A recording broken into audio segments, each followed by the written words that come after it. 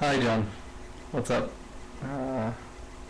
Just made a video, got to about 4 minutes until I realized that it wasn't working, so I hope I won't be too brief on the introduction, but I did want to say that just so you know, I follow your videos and I'm very interested, and I find it not just fascinating, but I feel like I'm getting attached to the story.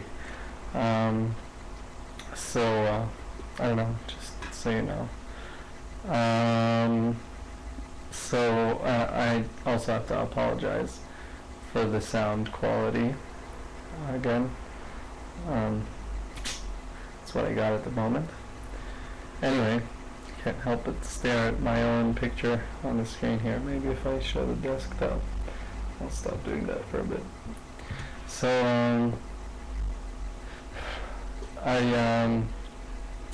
I've been watching your video, and I wanted to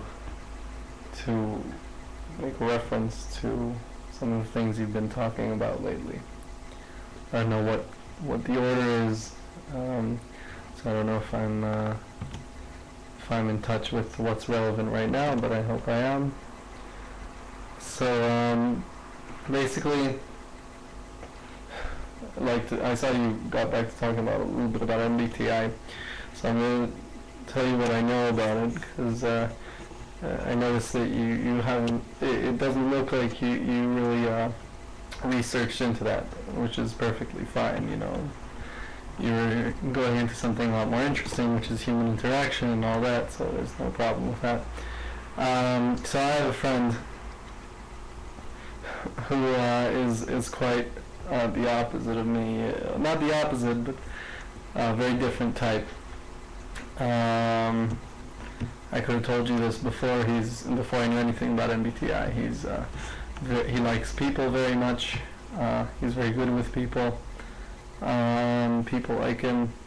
They're very important to him. He's very, very different from me in that sense. And so this friend of mine, he's passionately into MBTI, which is interesting because he's not a very thinking type, but he uses it because of his fascination with people and how important people are to him. He tries to understand them, the various types of people, and all that. So he drives me a lot into learning more about the MBTI because he's so fascinated with it, and he very much enjoys hearing my thoughts on the things he presents. So he's very passionate, and he drives me to learn more.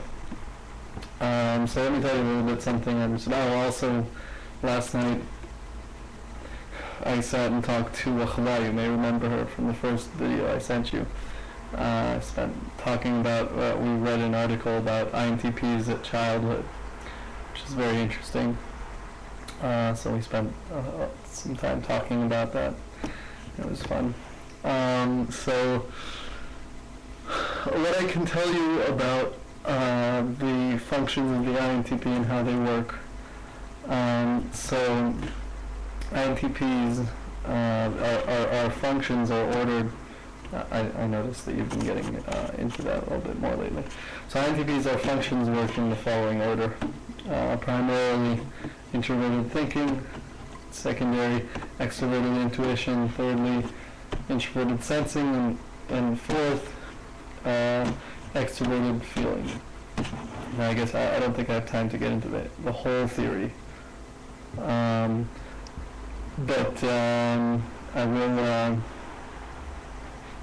I will talk a little bit about it. So basically, most important thing to understand, in my opinion, about the way these functions work is that there are basically two worlds. There's the outer world and the inner world.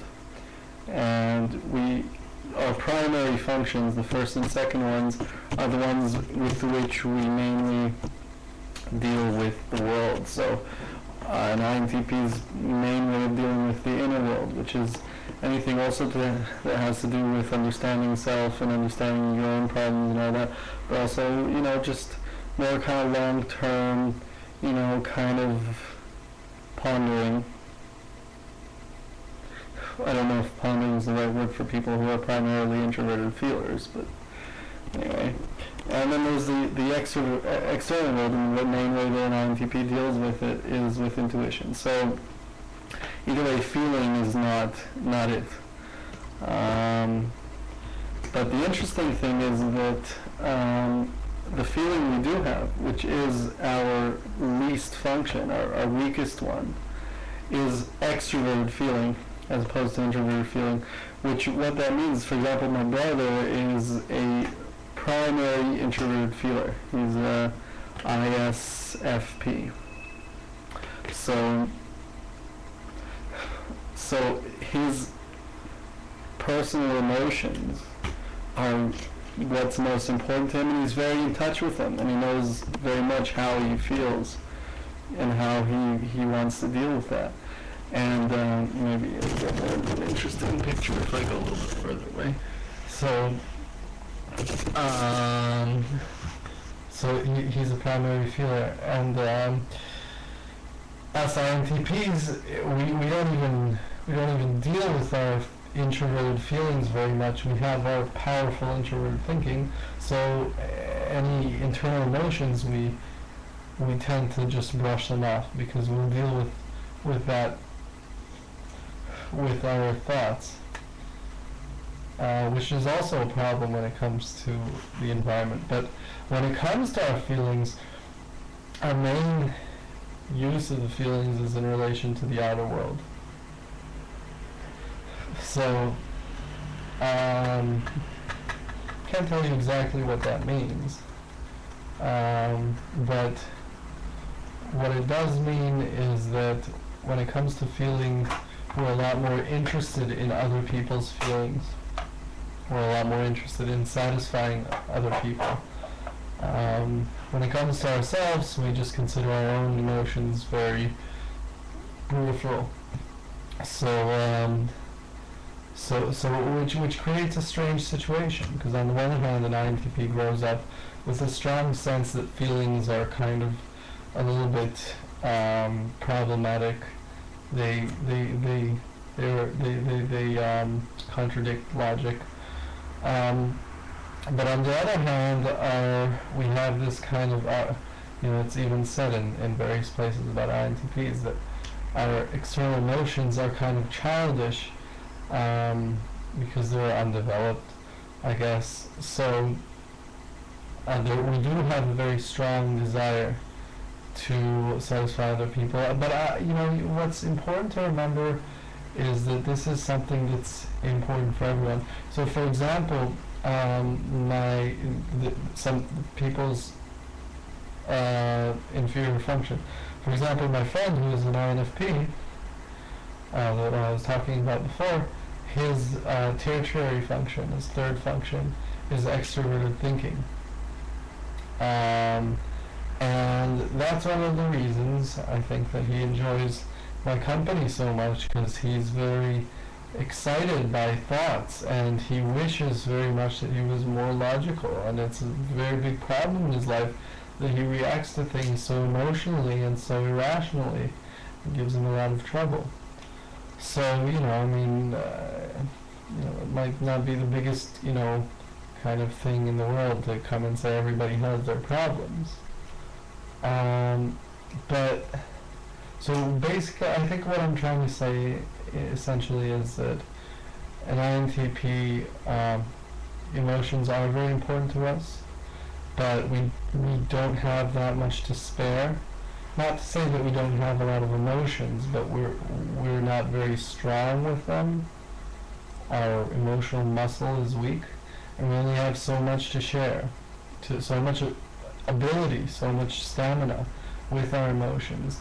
So, you know, I think ideally an INTP really just has a couple friends, a small amount of close friends that he's very well attached with, and from whom he receives his, you know, his emotional needs. You know, and you know, I think I can tell you better than most people how dangerous that is, because, you know, when you only have a small amount of friends and you're very reliant on them for your emotional needs, then you can easily get hurt. But I think you're more likely to satisfy your emotional needs in that way than if you're trying to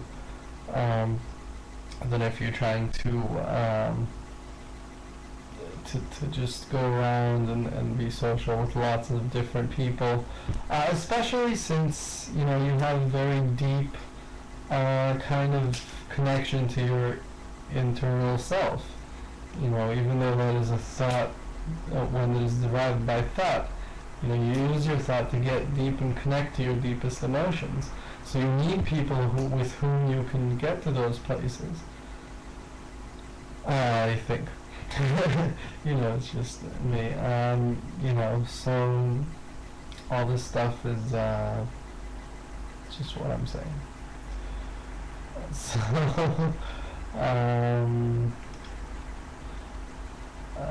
is there anything else I can add on that? You know, so it's true that, I mean, I know by myself that it is very important to me what other people think, in a way. I mean, even though that's the exact opposite of my kind of persona, it is important to me, but, you know, I also, my independence is very important to me, and going according to my own views. So I have to find a few people that, you know, that works with. You know, and sometimes you end up being alone a bit, but, you know, I think it's a good way to aim. You know, I know for a fact that I'm never going to be the kind of guy that switches girlfriends every week, you know, because that just can't possibly satisfy me emotionally. I need someone who I can delve very deep with. So yeah, I can see that this is past 12 minutes. Whatever, you know, you can stop it now and watch more later. I hope you can hear me, or this whole thing would be just a waste of time. What else did I want to say? Oh, right. I feel like I do owe you a little bit of an explanation. You were absolutely right when you said that question about yourself, it was a very odd one. You know, I didn't explain it. It was not a good, it was not a well-structured question. So what can I say about that? I did see you made a video or two about that.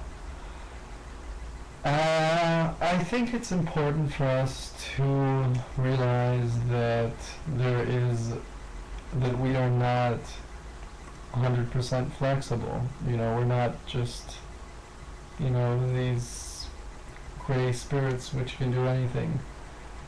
You know, contrary to what a friend of mine argues with me.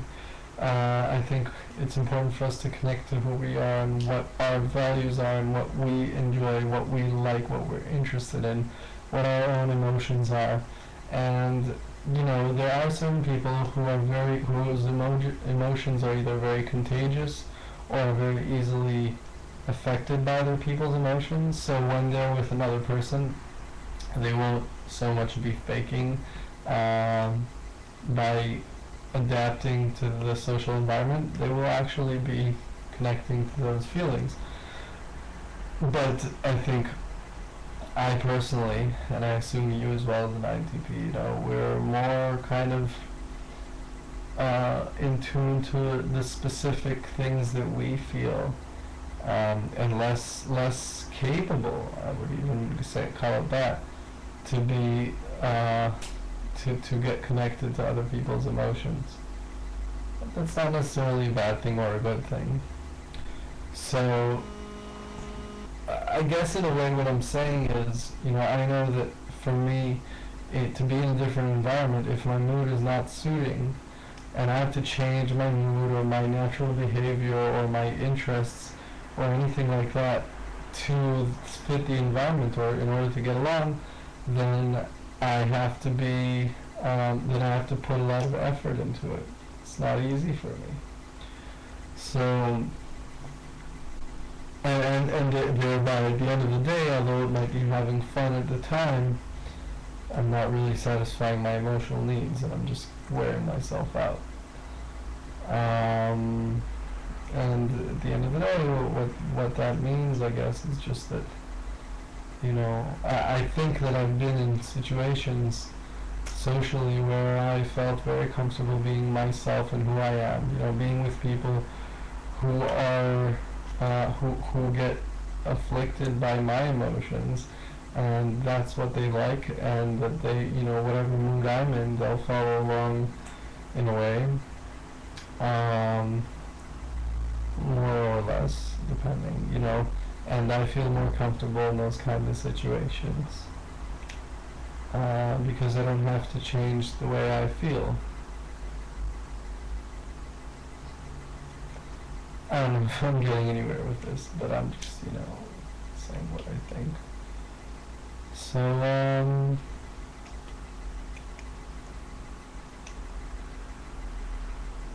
you know, it's probably a good way to, you know, I don't know, I mean, it's a question, because I know that the friends that I am connected with, I've been connected with for many, many years, since I was in school, so I don't know very much about making new friends,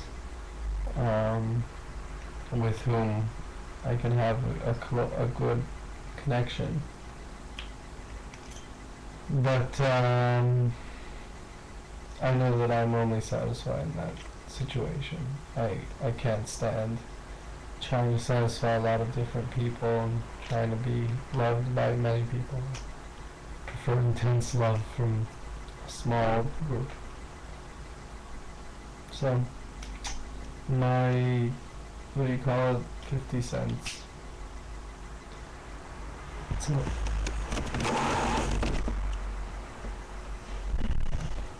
and I hope to hear from you soon. I'm sorry my videos are so small and far-between.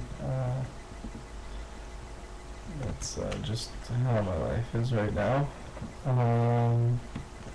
It's always a pleasure to watch what you make, and I hope this is somehow helpful in some way.